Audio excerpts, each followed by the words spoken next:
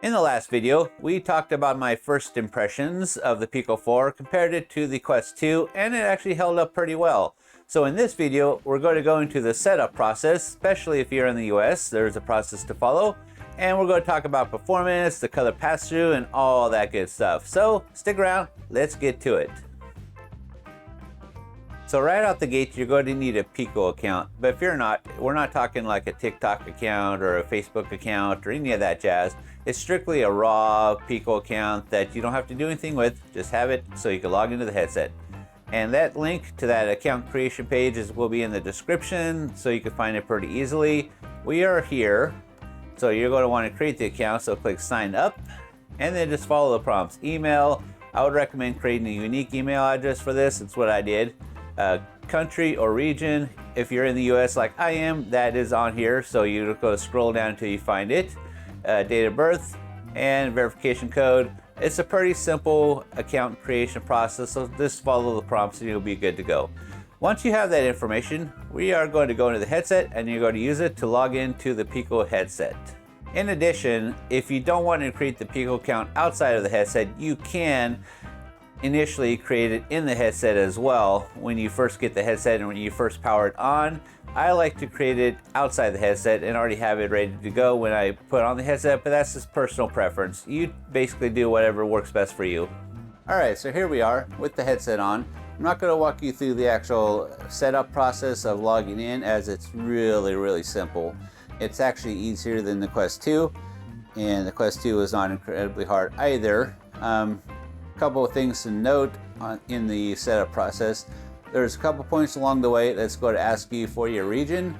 The first place, for me, I live in the US, so I was able to choose that in that first spot.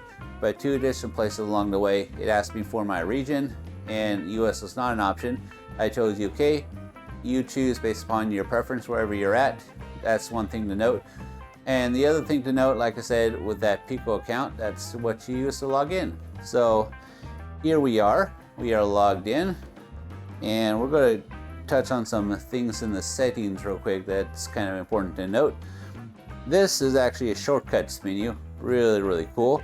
You can add things to this, take them away at your leisure by going into here and going into general and going into shortcuts.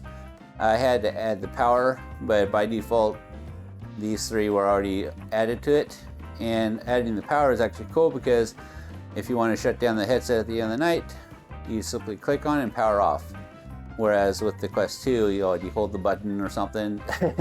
And you can still hold the button with this one, but this is just a better way of doing it. In addition, IPD is already on here, free up space is already on here, Bluetooth, these are all default. When you first get the headset. Something else to note, like I said, this is where you set your IPD adjustment. And like I said in the previous video, it's pretty cool. I love this process here. It's much simpler than the Quest 2. Although, what would be even simpler is if it auto adjusted. But, you know, for a $400 or $500 headset, you get what you pay. You can only expect so much from them. So, going into the settings again, one thing to under display is kind of important to note. Eye protection, I have that turned on. That has to do with blue light and using an algorithm, if you will, to remove blue light from what you're seeing. If I turn that off, man, those blues just pop. Look at that. But allegedly that's supposed to be bad for your eyes or something. So if that's a concern of yours, you can pop that on. You get that little tinge to the view. I adapt pretty quick and then it's not a problem for me, so I keep that on. You want to adjust this brightness all the way up for me, at least I did. So that's important to note under there. As far as controllers go, the vibration is actually here. It's set somewhere about here initially. I wanted to turn that all the way up, but if you don't want to have the controller vibration, this is where you control it from. These are your Wi-Fi settings. Bluetooth here. If you have Bluetooth devices, you connect them here. We already talked about the display.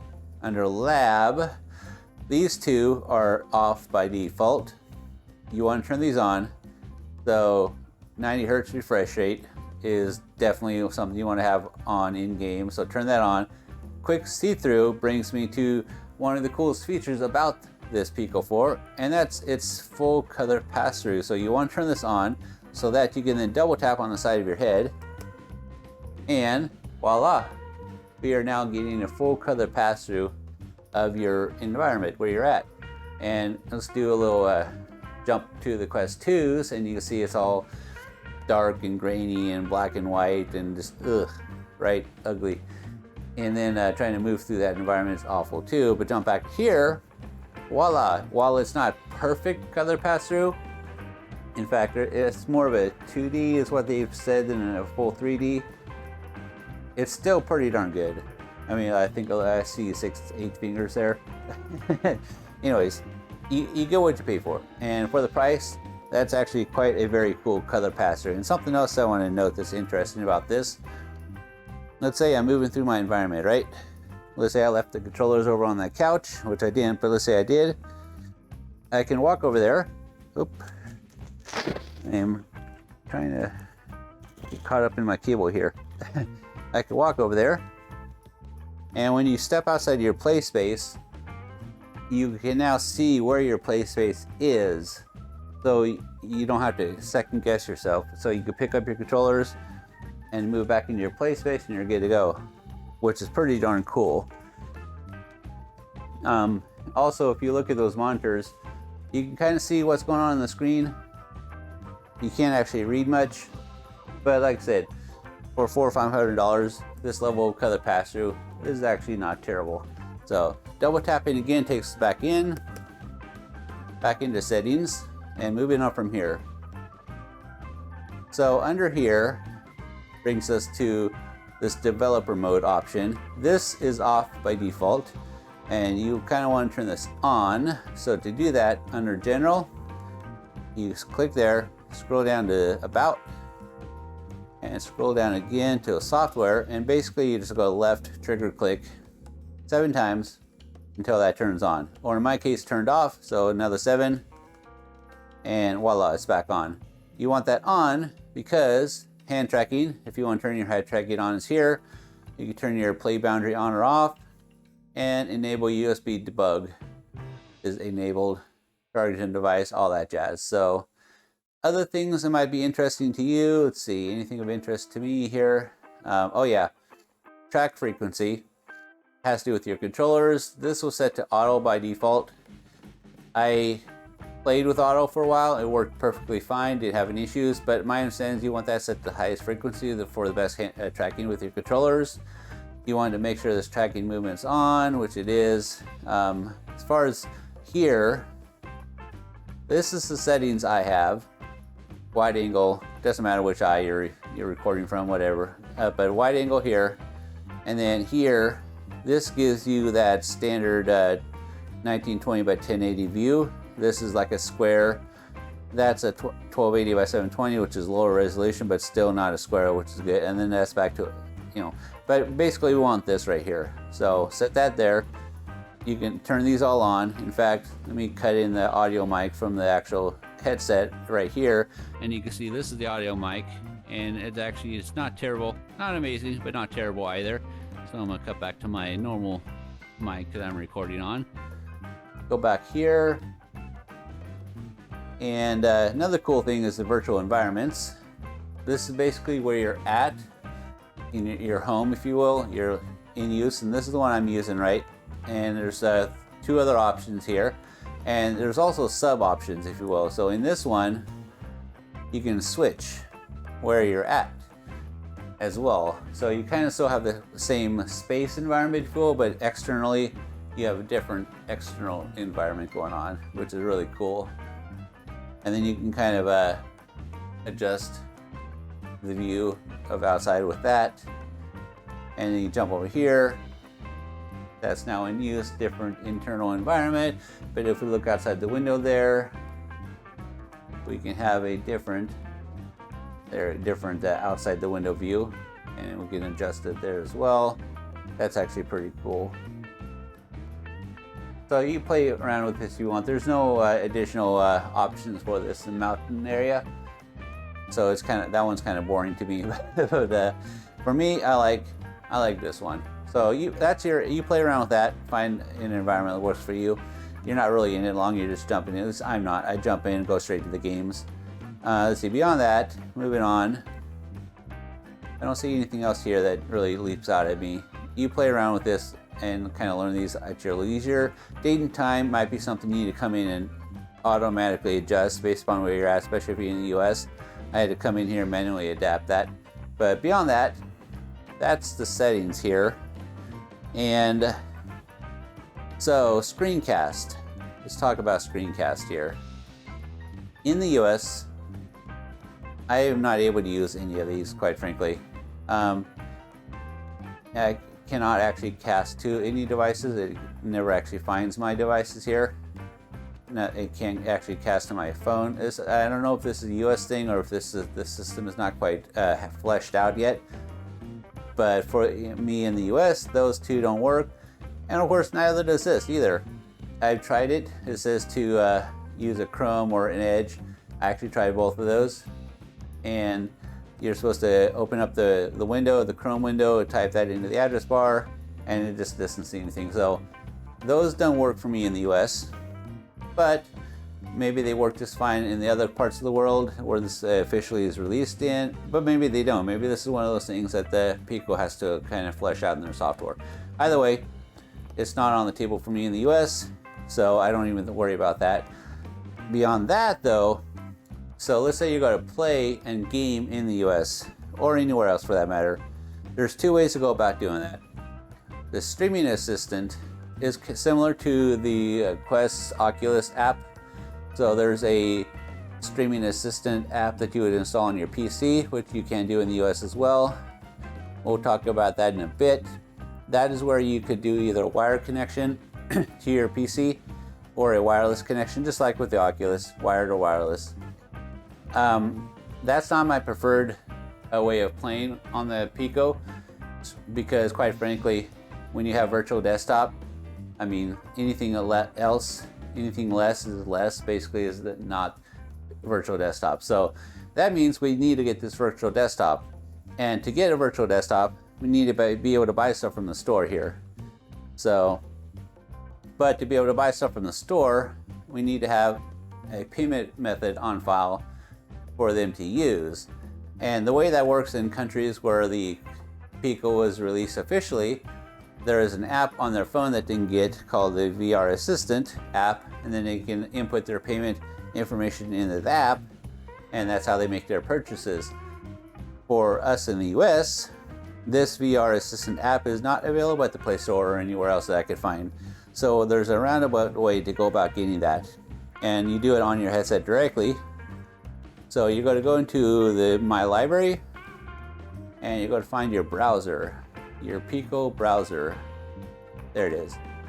And I've already typed this into the window, but let's say you open this up cold and initially, you would want to type this apkpure.com into the browser window.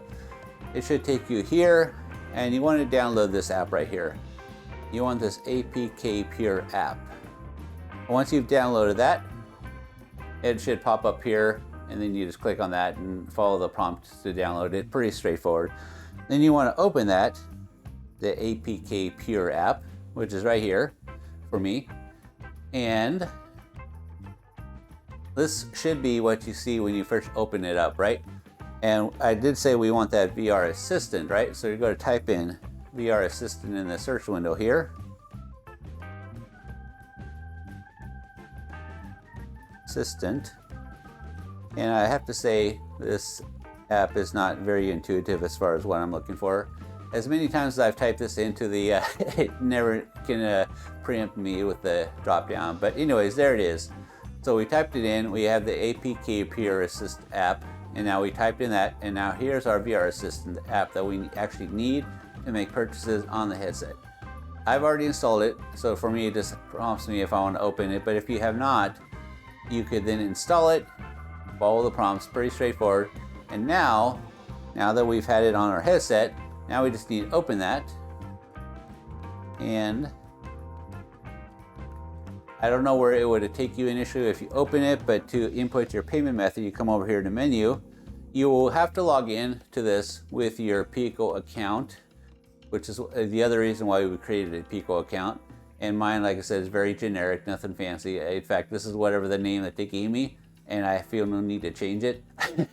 But whatever works for you. So, but this is where we input our payment method.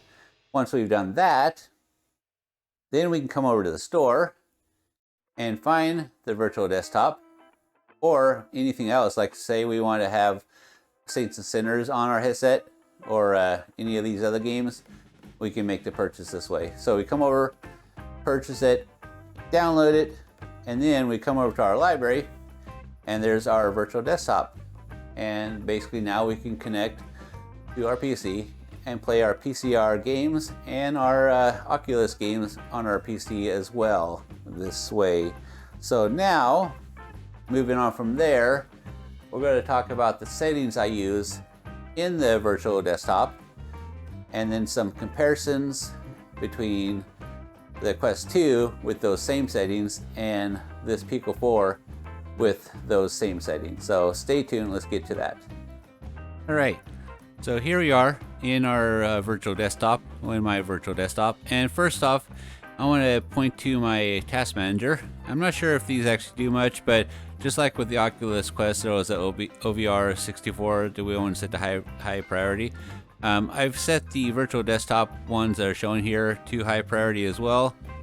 And I can actually do it directly on my PC, or I can do it via here, the headset.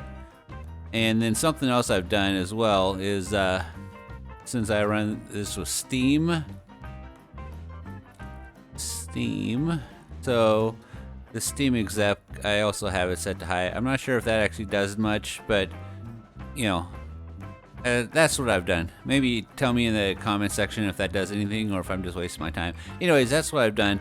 And then as far as here goes, my settings, and mind you, I'm running a 2070 Super, overclocked a little bit. And my CPU is a Ryzen 7 5800X, not overclocked. So this is the settings I've gone with here. Got it set to high, 90 Hertz of course, max that bit rate, and these are all set the way you see here. And then over on the streaming side of things, I got this set to godlike, even though it tells me 2070 Super should be down here.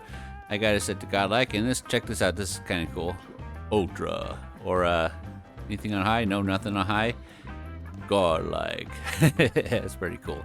Anyways, got it set to 90 Hertz, bit rate all the way up, sharpening all the way up. I disabled this space warp, synchronous space warp. That thing was jacking me all up and making things kind of rough for me. Turned that off. Now it works fine. Sliced encoding on, buffering, video buffering on, all this is stuff. This is basically what you see going on here as far as my settings goes. And now, when you go into one of these Steam games, we'll do Half-Life Alyx as an example, and I'll show you the Steam side settings because there's some actual settings on the Steam side that I kind of want to set to a very specific thing as well. So let's go in here. So we go to controller bindings, or I'm sorry, video settings. And the flip side of this is we want this custom resolution down at about 50%. Maybe I can go lower. Maybe I should go lower. We're experimenting on the fly with you guys. And also this one. My understanding is what happens is that things are being encoded twice. And so, but if you jack these resolutions down to nothing on the Steam side, then virtual desktop can kind of do its thing on its side of things. So performance-wise, between the Quest 2 and the Pico 4, with the settings, with the virtual desktop settings set to where I showed you, and the Steam settings set to where I showed you, and with the in-game quality set to Ultra for Half-Life Alyx and some other games that I was playing, I can't say that there's a big performance increase with the Pico 4. They were both sitting at a solid 90 Hertz, 90 frames a second. They both were maintaining a very low latency, 35, 36. Network side of things was rock solid where it's supposed to be. Mind you, I'm running a 2070 Super, and that thing has got a moderate overclock on it, but it's not huge. And so performance-wise, they both were handling the settings that I was throwing at them almost identically. So that being said, where the Pico 4 does shine is the colors, and I'm sure this has to do with those pancake lenses, The colors in the games with the Pico 4 are just popping like you won't believe. And I've been running with the Pico 4 as my daily driver for about a week and a half as I ran it through its paces. And I had forgotten what the Quest 2 looked like. And so when I put the Quest 2 back on to kind of play around with the comparisons and stuff, it immediately hit me. Wow, the Pico 4 just looks better as far as the colors go. So that's a win for the Pico 4, and that's a loss in my opinion for the Quest 2. The other thing to think about is FOV. So on paper, the Quest 2 has a lower FOV than the Pico 4, 104 I think versus 98. However, in practicality, because the Pico or the Quest 2, you can buy third-party face covers for them, and you can do what I did here, and you have the face cover, and then you swap out the thick one for like a very, very thin one, which basically places your eyes closer to the lenses. That increases your observed field of view, and that was the reality in the Quest 2, which meant I didn't notice a huge difference in FOV between the Quest 2 and the Pico 4, which currently does not have these aftermarket face shields. This is what we're currently running on the Pico 4, and so your lenses are going to be here, which means your eyes are sitting about yay far away from the lens. And with that being said, we're looking at a 104 FOV, but with the Quest 2, and that's like your lenses are sitting right here or so, and so you're definitely much closer to them. So currently, the Quest 2 can match, in my opinion, the FOV of the Pico 4. That being said, Pico 4, apparently third-party companies are working on coming out with their third-party alternatives to these, which they really need to, because as per my review, this thing sucks. This is a terrible cover. But when that happens with the Pico 4, what I predict will happen is that I'll find myself in a place where I can get a face shield like this with a thinner pad that could put my eyes closer to those pancake lenses. And if that happens, I predict that I'll probably be able to increase that FOV, and then at which time it would outshine the Quest 2. So that's my perspective of the Pico 4 and the Quest 2. All around, if I was to ask myself, if I was back trying to make a decision to purchase one of these based upon everything I've seen of the two, I would choose the Pico 4. Like I said, colors pop more, it's lighter, it's more comfortable. And something else I noticed, the menus and stuff in the Pico 4, it's just simpler. It seems simpler. There's not a lot going on like there is in the Quest 2. And that's the other thing I noticed when I went back into the Quest 2, is the menus and the layout and everything, just like, maybe I'd forgotten what was where, but I noticed immediately the Pico 4 just felt smoother. So if I was to make this decision to buy these again, I would probably go with the Pico 4. I think, in my opinion, the Pico 4 is the better and more improved Quest 2. If you got value out of today's video, I would appreciate if you would subscribe, give me a thumbs up, and click that bell to receive notifications when I go live again.